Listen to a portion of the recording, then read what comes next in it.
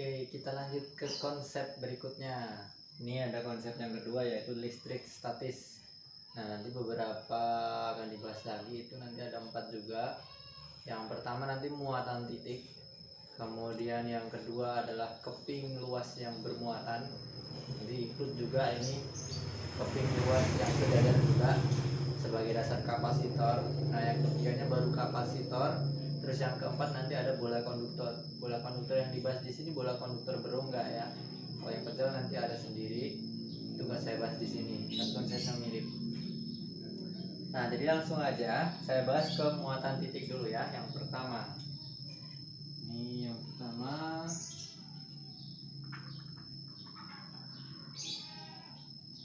Nah, muatan titik. Kenapa disebut muatan titik? Karena sebelumnya kan udah pernah dibahas atau disinggung sedikit tentang muatan elementer ya kan ya, yang nilainya 1,6 kali 10 pangkat minus 19 coulomb ya kan.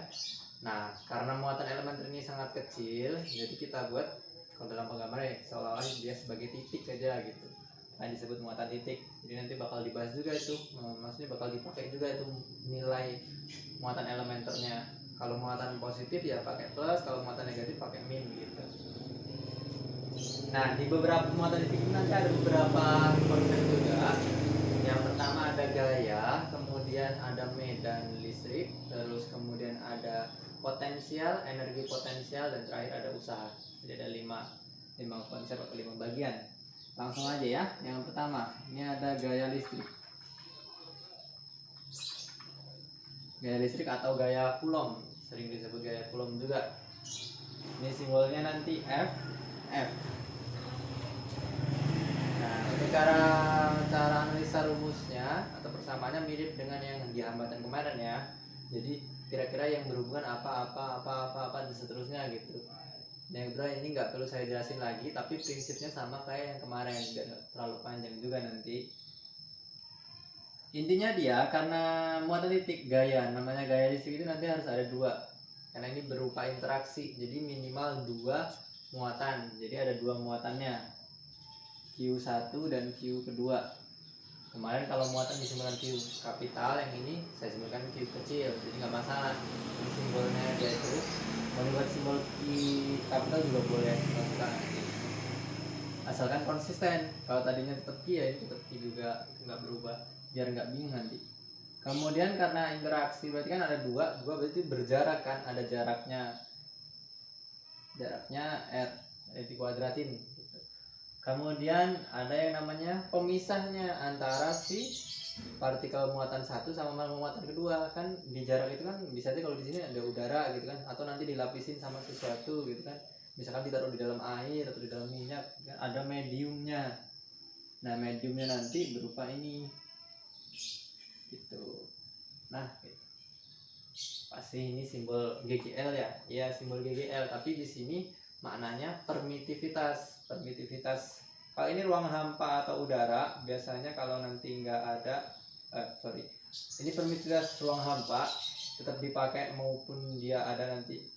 Kalau di udara nanti epsilon R ini kan di medium, jadi permitivitas medium. Kalau di udara nanti dia 1 gitu.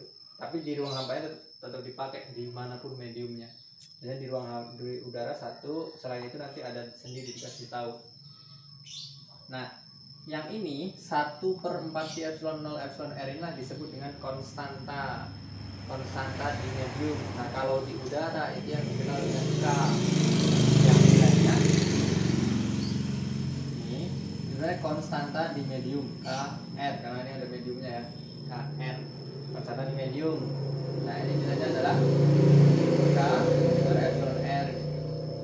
Nah, yang K nya sendiri ini yang 1/4 pi epsilon 0 ini. K itu konstanta Coulomb yang nilainya 9 kali 10 pangkat 9 Newton meter per kuadrat.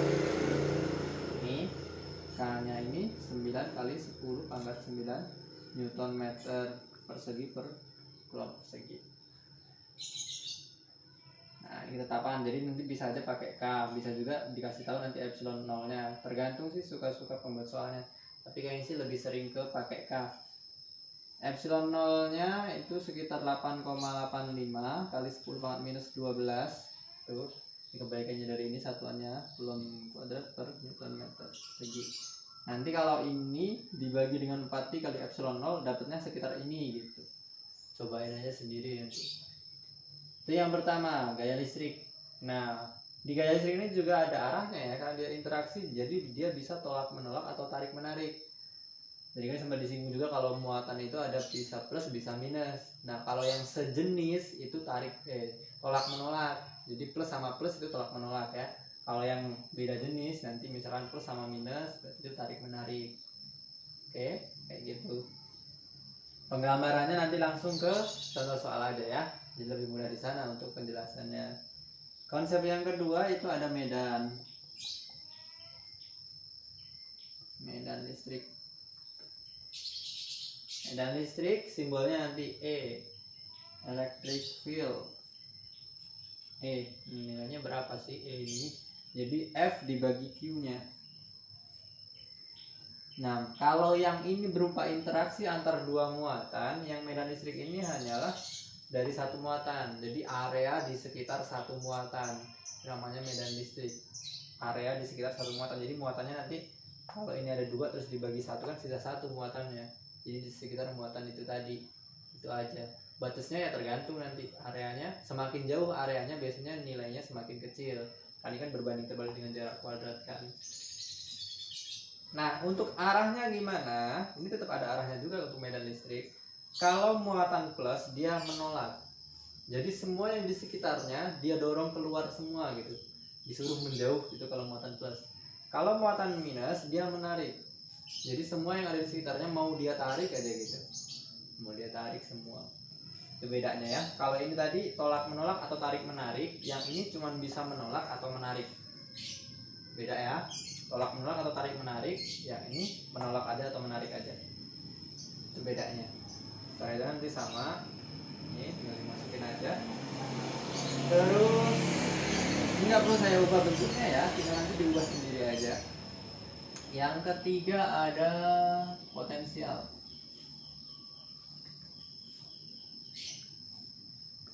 Listrik. Oh iya, hampir lupa. Tadi untuk muatan misalnya ini muatannya Q1-nya min. Di sini plus, kalau dikalikan jadinya min gitu. Tapi tanda minus untuk perhitungan gaya dan medan itu nggak perlu digunakan ya. Perhitungan minus nggak perlu digunakan karena apa? Karena udah ada pakai arah. Udah ada di arahnya.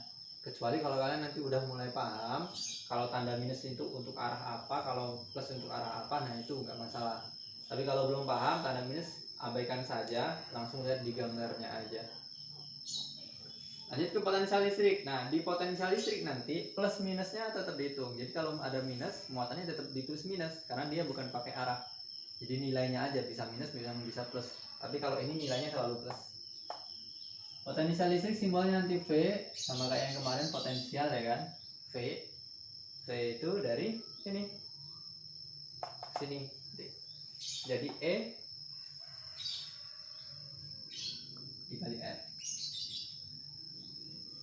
mau kan? E dikali R berarti nanti R nya hilang 1 gitu. Nanti R nya hilang 1. Terus lanjut lagi. Setelah itu ada energi potensial.